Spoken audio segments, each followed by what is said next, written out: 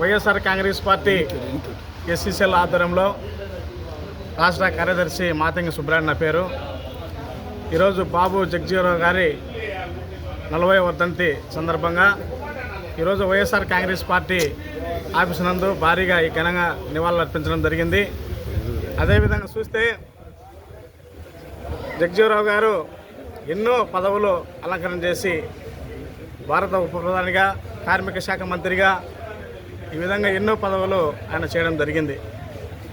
ఈరోజు చూస్తే ఈ కూటమి ప్రభుత్వం 2 సంవత్సరాలు పూర్తి చేసుకొని 3 సంవత్సరాలు అవుతుంది. ఈ 3 సంవత్సరాల కాలంలో దళితుల మీద భయంకరమైన దాడులు జరుగుతున్నాయి. ఈరోజు కడపలో చూస్తే బద్వేల్లోని మైదుకూరు నియోజకవర్గం బ్రహ్మంగారి మఠంలోని గుండాపురం గ్రామంలో సతీష్ అనే పిల్లోని, పందింటి పోపులేస్ అనే పిల్లలు, 2 పిల్లలను అతి దారుణంగా చంపి తెలుగంగా కాలంలో వేయడం జరిగింది.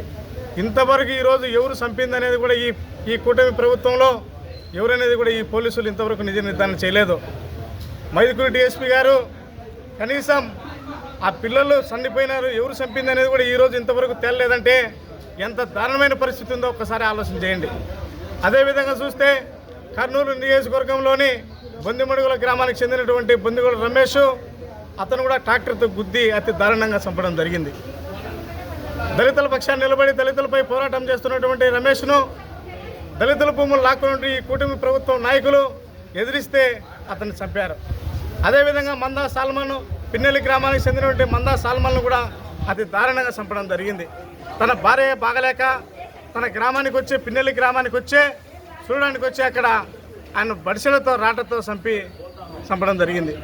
బల్లముడి గ్రామంలో కూడా దళితుల మీద దాడి. ఈ విధంగా పోతే ప్రకటాల ప్రవీణ్ అతనిపైన దాడి. ఈ విధంగా చూస్తే దాదాపు ఈ కూటమి ప్రభుత్వంలో, ఈ చంద్రబాబు నాయుడు, ఈ పవన్ కళ్యాణ్ ప్రభుత్వంలో ఈ రెడ్ బుక్ రాజ్యాంగం పూర్తిగా నడిచి దాదాపు 20,000 మంది మీద ఈరోజు దళితుల మీద దాడి జరగడం జరిగింది. ఈ కూటమి ప్రభుత్వానికి చెప్తున్నాం, ఈ చంద్రబాబు నాయుడు గారికి, ఈ పవన్ కళ్యాణ్కు మీకు తొందరలోనే అంతిమయాత్రలు చేయడానికి ఈ రాష్ట్ర ప్రజలందరూ కూడా సిద్ధంగా కంకణం కట్టుకొని ఉన్నారని చెప్పేసి కూడా మేము వైఎస్ఆర్ కాంగ్రెస్ పార్టీ ఎస్సీసీ తరఫున డిమాండ్ చేస్తున్నాం.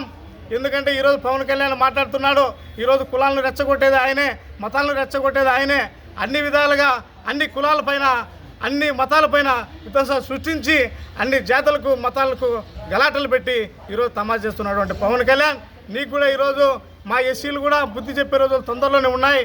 కాబట్టి మీకు అందరికి కూడా పవన్ కళ్యాణ్ కానీ, ఈ లోకేష్ బాబుకి కానీ, ఈ చంద్రబాబు నాయుడుకి కానీ తొందరలో మీకు అందరికి కూడా బుద్ధి చెప్పే రోజులు ఉన్నాయని చెప్పేసి కూడా ఈ రాష్ట్ర ప్రజలు కోరుకొని 2029లో వైఎస్ జగన్మోహన్ రెడ్డి గారిని ముఖ్యమంత్రిగా చేసుకోవడానికి ఈ రాష్ట్ర ప్రజలందరూ కూడా సిద్ధంగా ఉంటారని చెప్పేసి కూడా మేము ఎస్సీసీఎల్ తరఫున డిమాండ్ చేసి సెలవు తీసుకుంటున్నాం.